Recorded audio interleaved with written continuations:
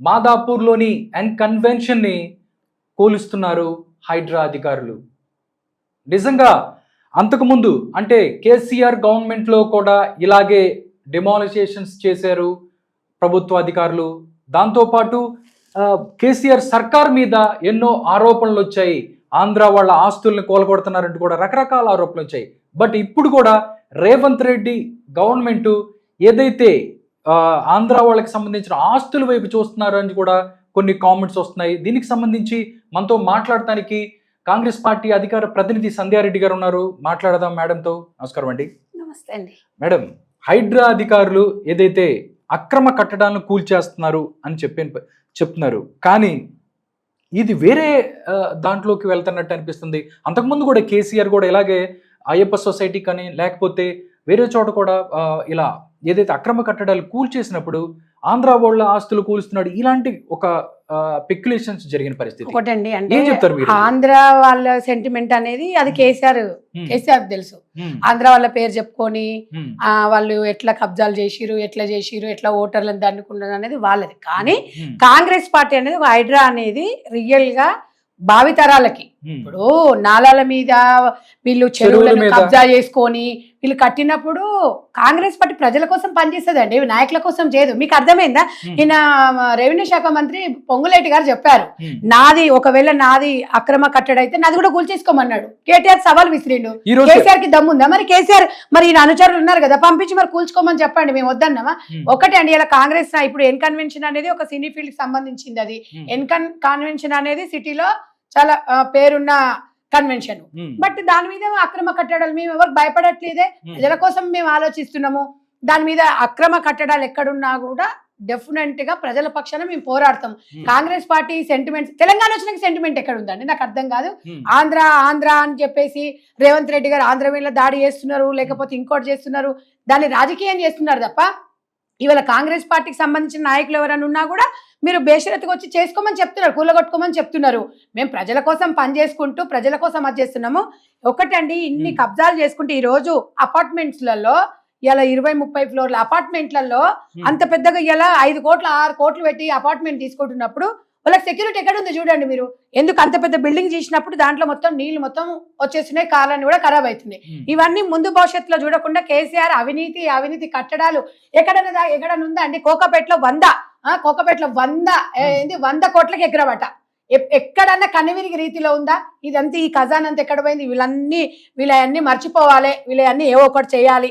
అయితే గాని ఈయన కాంగ్రెస్ పార్టీకి సవాల్ విసురుతున్నది. ఇది హైడ్రా కాదు, ఇది డ్రామా అంటున్నారు. మరి నిజంగా డ్రామా ఎవరిది, ఏముంది? నీది కూడా ఇంతకు ముందు కూడా ఫామ్ హౌస్ మీద అంటే మాది కాదు, మా ఫ్రెండ్ కానీ ఇష్టానుసారంగా మాట్లాడతారండి. కేటీఆర్ నరానికి నోరుకి ఎంత వస్తే అంత మాట్లాడు. ఆ నోరు దుస్తుతోని ఆ నోరుదులు ఎక్కువ ఉంది, దాంతో ఇప్పుడు మహిళల మీద కూడా ఇట్లనే ఫైర్ అయ్యిండు. కాబట్టి నోరు దుర్స్ అనేది మానుకోవాలి కేటీఆర్ అని చెప్తున్నా. మేడం, నాగార్జున ఇప్పుడే ఒక ట్వీట్ చేసిన పరిస్థితి మేడం. ఒక్కసారి స్టే ఆర్డర్లు మరియు కోర్టు కేసులకు విరుద్ధంగా ఎన్ కన్వెన్షన్ కు సంబంధించి కూల్చివేతలు చేపట్టడం బాధాకరం.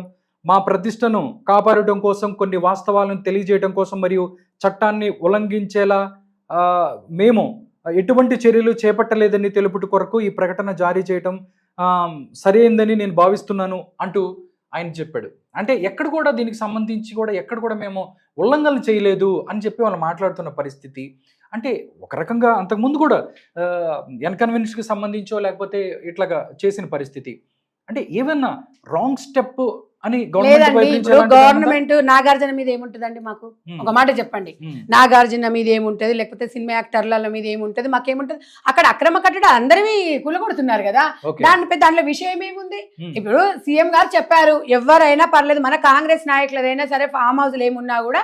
ఇప్పుడు నిన్న పొంగులేటి గారు మాట్లాడిండ్రు, తుమ్మల నాగేశ్వరరావు గారు మాట్లాడిండ్రు, ఇంకా చాలా మంది కూడా మాట్లాడారు. అసలు వాస్తవాన్ని చూస్తే మొత్తం బీఆర్ఎస్ నాయకులే ఉన్నాయి కట్టడాలు. మీరు చూస్తలేరా? ఇవాళ పేపర్లో చూడండి, హోటల్కి వాళ్ళే ఉన్నాయి, వాళ్ళకి సంబంధించినవి ఉన్నాయి. మీరు బట్టగాల్చి కాంగ్రెస్ మీద వేస్తున్నారు తప్ప. అవునండి, ఎన్ కన్వెన్షన్ కూల్చేస్తే రేవంత్ రెడ్డి గారికి ఏమన్నా వస్తుందా? ఆయన ఇంట్లోకి ఏమన్నా ఇవాళ కడుపు నింపుకోవడానికి కూలగొడుతున్నాడా? చట్టం పని తను చేసుకుంటూ పోతుంది. ఇవాళ వాళ్ళు డైరెక్షన్ తీసుకున్నారు. గవర్నమెంట్ అనేది మేము ఎప్పుడు కూడా అధికారంలో ఉన్నా లేకున్నా ఒకటేలాగా ఉంటాం. చాలా సందర్భాలలో చెప్పినాము, దాన్ని ఇష్యూ చేయాల్సిన అవసరం లేదు. అది చట్టానికి ఎవరు కూడా చుట్టాలు గారు. కాంగ్రెస్ పార్టీ ప్రజల సొమ్ము, అది కాకుండా ఉండాలి. ప్రజల సొమ్ముకి పూర్తి బాధ్యత కూడా కాంగ్రెస్ పార్టీ వహిస్తుంది కాబట్టి ఎక్కడ కూడా అది మిస్యూజ్ కావద్దన్న అంశంతోనే రేవంత్ రెడ్డి గారి నిర్ణయం తీసుకున్నారు తప్ప, అంటే రేవంత్ రెడ్డి గారి నిర్ణయం తీసుకుంటే ప్రజలకి ఏమైనా నష్టం జరుగుతుందా అండి? మీరు ఒక మాట చెప్పండి. అంటే ప్రజలకి నష్టం కాదు, ఎక్కడైనా అక్రమ కట్టడాలు ఎవరైనా కూల్చేయాలి తప్పదు. తప్పకుండా. కానీ కేటీఆర్ ఈ రోజు సవాల్ చేస్తున్నాడు, కాంగ్రెస్ పార్టీ సవాల్ సేకరిస్తుందా? V6 Yes. వివేక్ వివేక్ అవ్వచ్చు, పొంగులేటి శ్రీనివాస్ రెడ్డి అవ్వచ్చు, ఎవరైనా సుఖేందర్ అనొచ్చు. రెడ్డి, వాళ్ళ కట్టడాలను కూల్చి ప్రజల కట్టడాల దగ్గర రండి అని అవునండి చెప్తున్నాడు. అవునండి. ఇప్పుడు మీ దగ్గరకు వస్తాము, మాకు 2 రోజులు టైం ఇవ్వమని అడుగుతారు. ఇప్పుడు అందులో ఉన్న సర్దుకోవడానికి కూడా టైం ఇవ్వాలి కదా. అవును.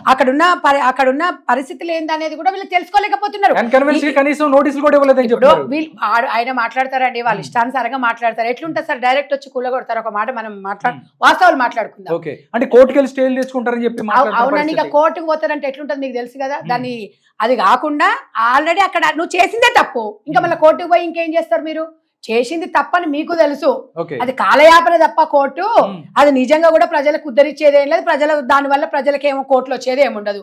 ప్రజల సొమ్ముని ఎవ్వరు కూడా తీసుకోవాల్సిన అవసరం లేదు. వాళ్ళకి బాధ్యతగా మేము ఉంటాము. ఇవాళ కేసీఆర్ తెలంగాణ వస్తే కాపల కుక్కలాగుంటా అని మాట్లాడినోడు. మేము అట్లా కాదు. ఇవాళ తెలంగాణ జాయిజాత్ అనేది ప్రజలది. ప్రజల సొమ్ము ఏది ఉన్నా కూడా జవాబుదారిగా మేము ఉంటాము కాంగ్రెస్ పార్టీ నాయకులమని ఇలా కన్వెన్షన్ కానీ ఇంకెవరిదైనా కానివ్వండి, మీరు ఏది ఉన్నా కూడా కూలగొట్టుకోమని మా కాంగ్రెస్ నాయకులు చెప్తూనే ఉన్నారు. ఏమన్నా కాంగ్రెస్ నాయకులది ఏమన్నా కూలగొట్టకుండా వచ్చినావా? అన్ని బయటకు వస్తాయి. ఒక రోజు కాదు కదా, దానికి ఒక నియమ నిబంధనలు ఉంటాయి, కొన్ని ఉంటాయి. కాబట్టి ఈ పిచ్చి మాటలు మాట్లాడి ఏదో నలుగురిని వేసుకొని వచ్చేసి అనుచరులు వేసుకొని వచ్చి టీవీ ఆర్టిస్ట్ పేడేడలను పెట్టుకొని సోషల్ మీడియాలలో పిచ్చి పోస్టులు పెట్టుకొని, అవును మరి పేడ్ ఆర్టిస్టులను పెట్టుకొని పిచ్చి పిచ్చి సోషల్ మీడియాని పెట్టుకుంటున్నాడు, పెట్టుకొని ఇష్టానుసారంగా పెడుతున్నాడు. అట్లనే అనుకున్నాడేమోగా తంతారు ప్రజలు ఇట్లా పిచ్చి పిచ్చి మాటలు మాట్లాడితే.